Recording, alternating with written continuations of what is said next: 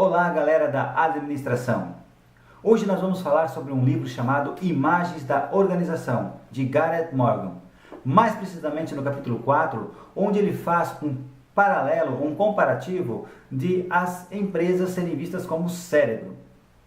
Mas o que acontece se pensarmos nas empresas como cérebro? Bom, focalizamos sua capacidade de aprender e o processo que tanto pode atrofiar como aumentar a inteligência organizacional. Descobrimos como os resultados da moderna pesquisa sobre o cérebro podem ser traduzidos em princípios para criar organizações que aprendem. Entendemos como a inteligência pode ser distribuída através da empresa e vemos como o poder da informática pode ser usado para desenvolver modos descentralizados de organização que são simultaneamente locais e globais. Num experimento famoso, o psicólogo Carl Lasley removeu 90% do cérebro de um rato que foi treinado para fazer um trajeto em um labirinto. Ele percebeu que se apenas não tirasse o córtex visual do rato, ou seja, se não deixasse ele cego, ele ainda assim conseguiria fazer o trajeto no qual ele foi treinado e ensinado. Da mesma forma, você pode remover grande quantidade do córtex motor sem paralisar nenhum grupo de músculos. As vantagens evolutivas desse tipo de arranjo são óbvias. Quando perseguido, é melhor correr mancando do que não correr. Mas como essa notável distribuição de função é feita, nós não entendemos. Vemos, em todo caso, que o cérebro se baseia em padrões e refinamento crescente, e não, ao contrário das máquinas feitas pelos homens, em cadeia de causa e efeito. Se, por exemplo, nas máquinas criadas pelos homens, se você pegar um rádio e tirar 10% dele, ele simplesmente não vai funcionar. Então, o cérebro tem uma capacidade de distribuir toda a sua informação em todas as partes. Ou seja, como basicamente um sistema holográfico. A holografia usa câmeras sem lentes para registrar informações de uma forma em que guarda o todo em cada uma das partes. Um aspecto interessante é que, se a placa holográfica que estiver gravando informações quebrar, qualquer pedaço individual pode ser usado para reconstruir a imagem inteira. Tudo é embutido em um todo. A holografia demonstra que é possível criar processos em que o todo pode ser codificado em todas as partes, de tal modo que todas e cada uma delas representa o todo.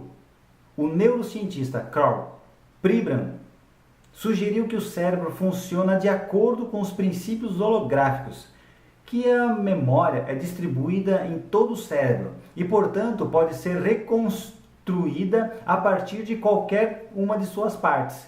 Se ele estiver certo, isso pode explicar o porquê os ratos do experimento de Carl Lasley eram capazes de funcionar razoavelmente bem quando grandes proporções do seu cérebro tinham sido removidas. Esse paradoxo é claramente ilustrado nos resultados das pesquisas de divisão do cérebro, que mostram que o hemisfério direito do cérebro desempenha um papel predominantemente criativo, intuitivo, emocional, acústico e funções de reconhecimento de padrão e controla o lado esquerdo do corpo. O hemisfério esquerdo está mais envolvido com as funções racionais, analíticas, dedutivas, linguísticas, visuais e verbais e controla o lado direito do corpo. Sem dúvida, existe um alto grau de especialização por parte de cada hemisfério, mas os dois estão sempre envolvidos em qualquer atividade. Simplesmente, o hemisfério parece ser mais ativo ou dominante do que o outro no desempenho de diferentes funções.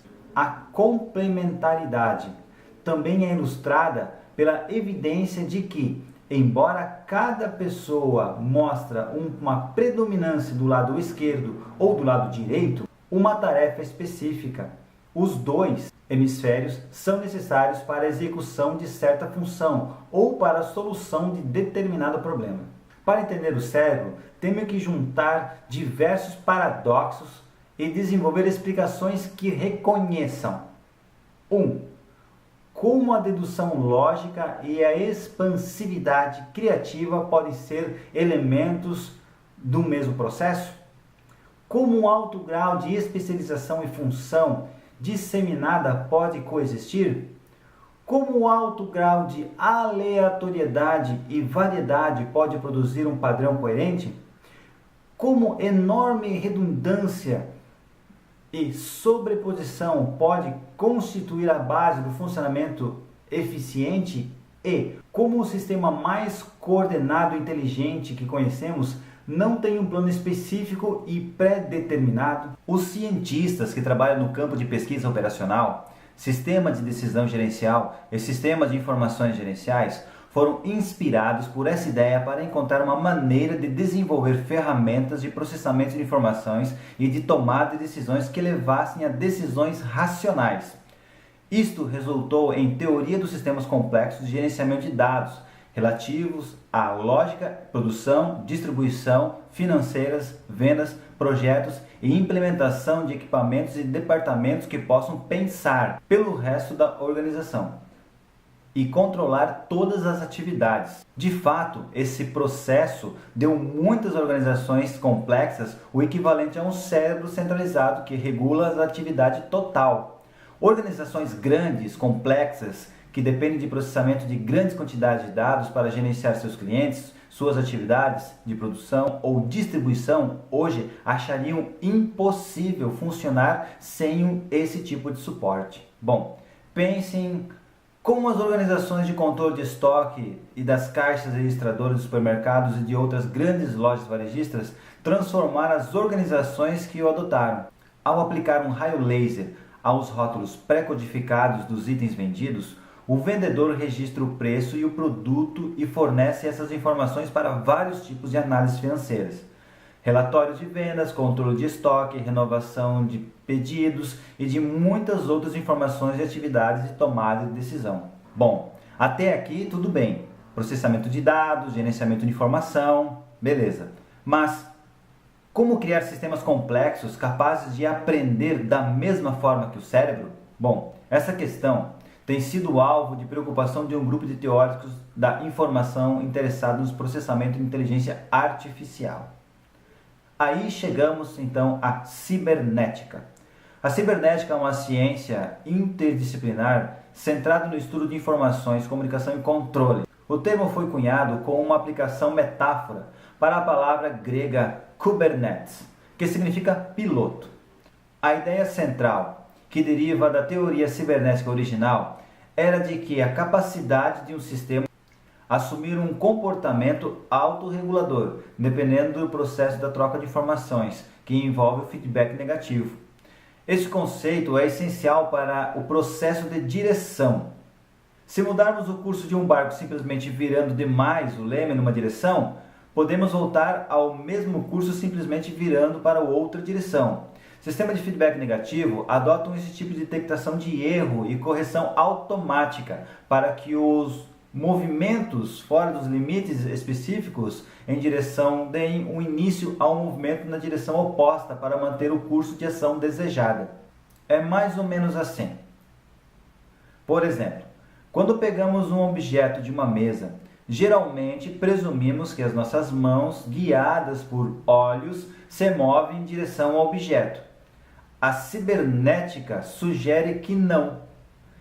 Esta ação ocorre através de um processo de eliminação de erro, em que os desvios entre as mãos e os objetos são reduzidos a cada estágio do processo, até que, no final, não resta nenhum erro, pegando o objeto, evitando não pegá-lo.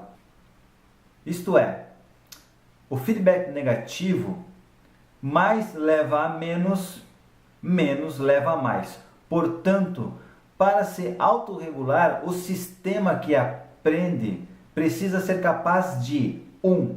Sentir, monitorar, detectar aspectos significativos do ambiente.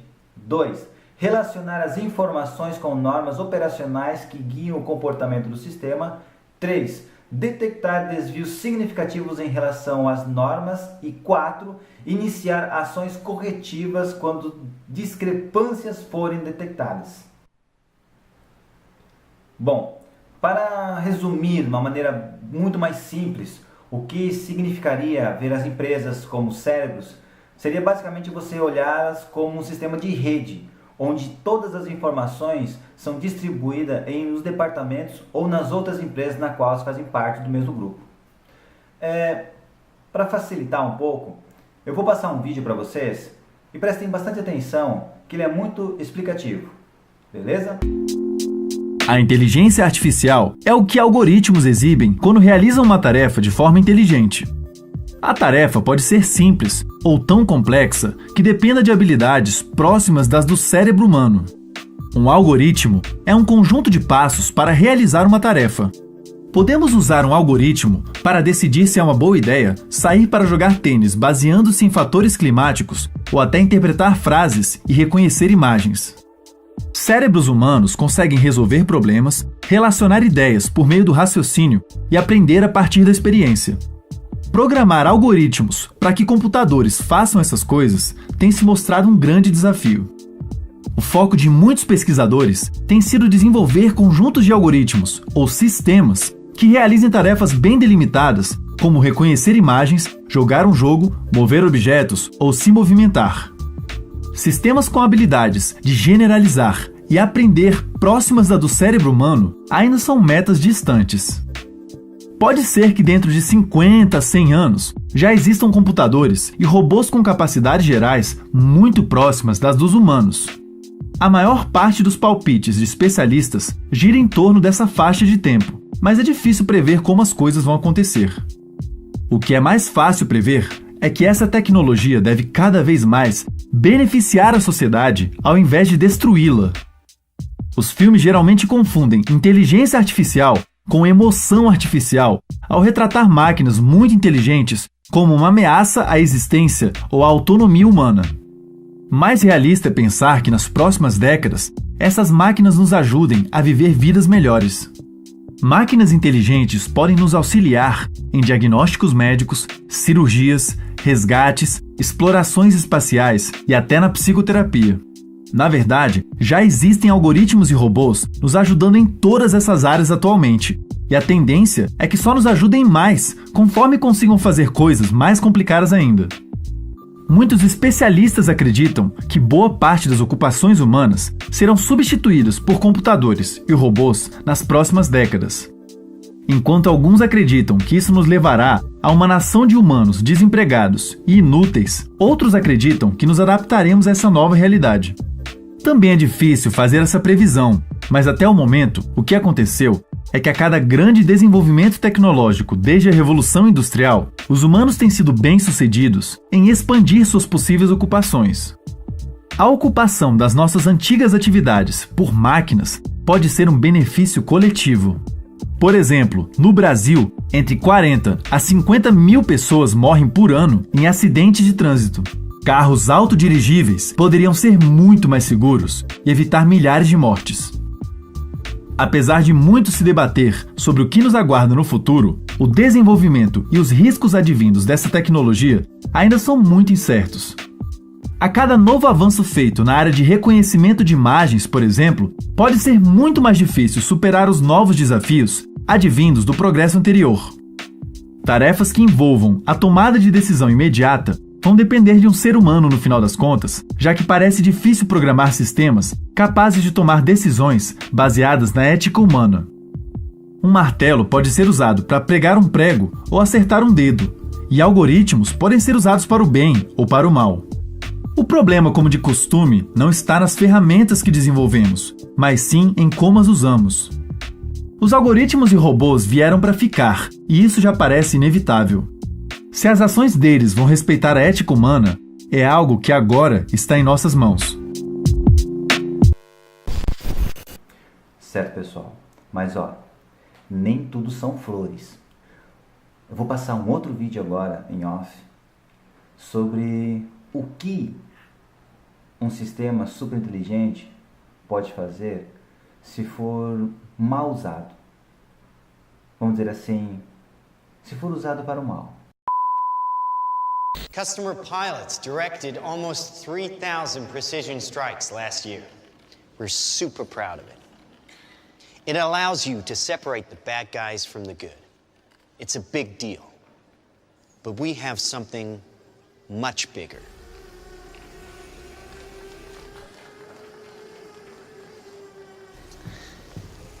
Your kids probably have one of these, right? Not quite. Hell of a pilot? No. That skill is all AI. It's flying itself. Its processor can react 100 times faster than a human. The stochastic motion is an anti-sniper feature.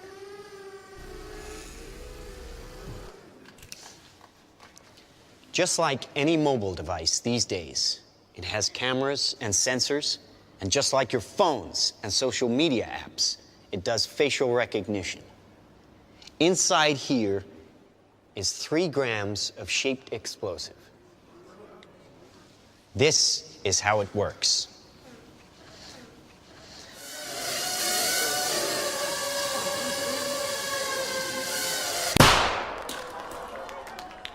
Did you see that?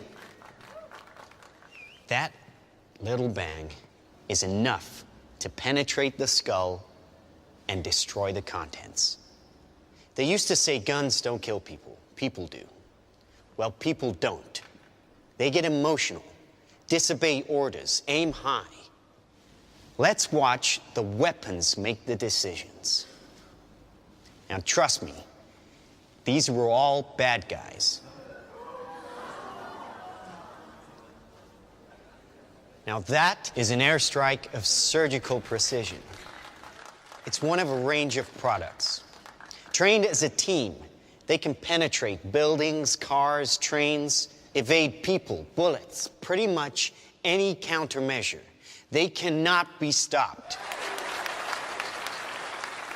Now, I said this was big. Why? Because we are thinking big. Watch. A $25 million order now buys this. Enough to kill half a city. The bad half. Nuclear is obsolete. Take out your entire enemy, virtually risk-free. Just characterize him, release the swarm, and rest easy.